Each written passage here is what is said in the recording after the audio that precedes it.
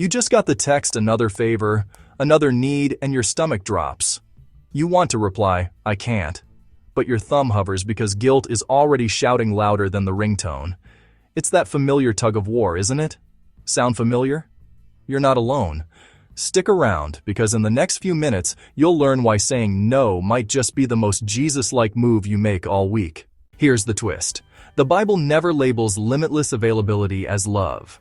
It labels it foolishness. Think about it. Proverbs 4:23 doesn't suggest you guard your heart. It commands it, telling us it's the wellspring of life. That's a pretty big deal. So let's dump the guilt and find out how we can honor God and ourselves by drawing healthy lines. Most of us absorbed a quiet, unspoken sermon somewhere along the way. Good Christians always make room. They're always available. They always say yes. The problem is, people aren't God. They'll often take every open inch you give them. The result? Resentment dresses up as service, and burnout gets baptized as laying down your life.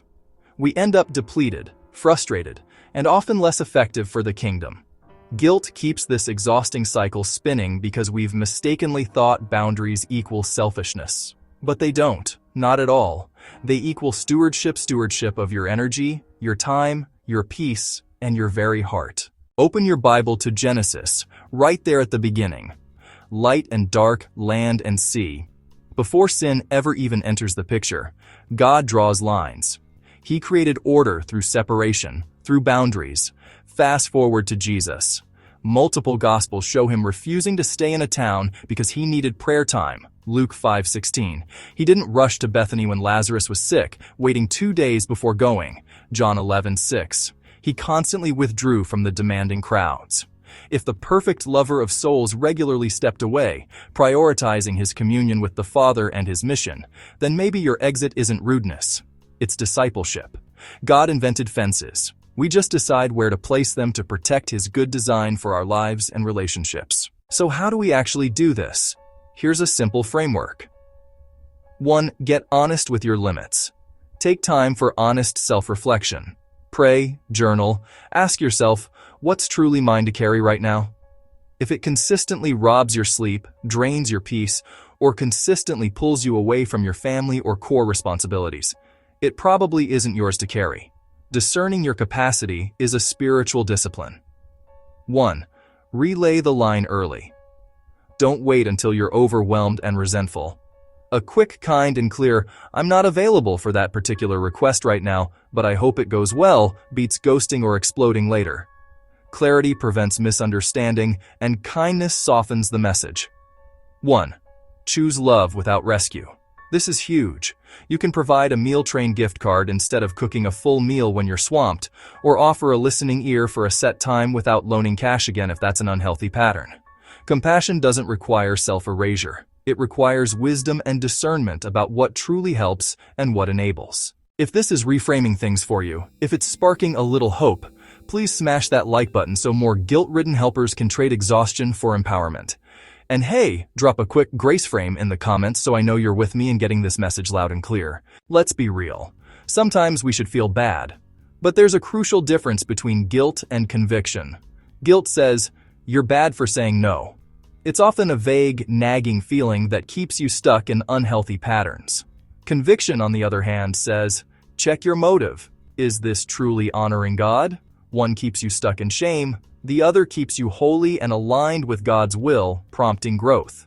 Romans 12:18 urges us to live at peace as far as it depends on you. Notice the boundary in that verse. Only your side of the street needs sweeping. If someone's upset, you're guarding your heart. That's their homework to process, not your shame to carry.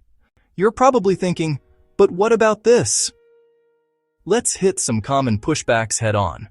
But what if they get mad? Anger isn't proof you sinned. It's often proof the boundary hit its mark, revealing a dependency or expectation that was previously unaddressed. Someone else's anger is their emotion to manage, not yours to prevent by sacrificing your well-being. Isn't self-care just trendy? Not at all. Even a parked car needs refueling. Otherwise, it's just roadside clutter, unable to fulfill its purpose. Self-care, biblically understood, is stewardship of the body, mind, and spirit God gave you. It's not selfish. It's necessary to serve him and others effectively. Didn't Jesus say yes to the cross? Absolutely. And he also said no to Herod, no to the crowd demanding he be king, and no to Peter's short-sighted zeal. Jesus' yes to the cross was a divinely ordained, purposeful yes, not a default response to every human demand. Finish the storyline before you weaponize it against yourself. Last year, a college student I know kept lending her car to a friend who consistently returned it late, on empty and sometimes dirty. She felt wholly helping, but inside, she was seething with resentment. Finally, she used the grace frame.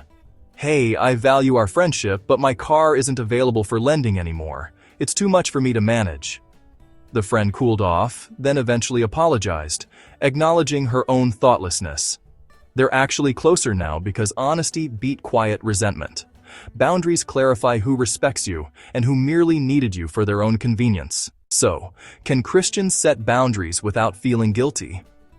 Only if they ignore Genesis, the life of Jesus, and half the Proverbs. Otherwise, you'll realize guilt is the lying roommate trying to control your space. Boundaries are the deadbolt protecting your peace and purpose. Guard your heart, speak plainly and kindly, and trust God with the reactions of others. Love looks like stewardship, not slavery. Next time your thumb hovers over send or you feel that familiar tug of obligation, remember, even the Good Shepherd drew lines in the sand, and he still lays his life down. Just not at every human demand. Thanks for watching. If this message resonated with you, please like, share, and subscribe.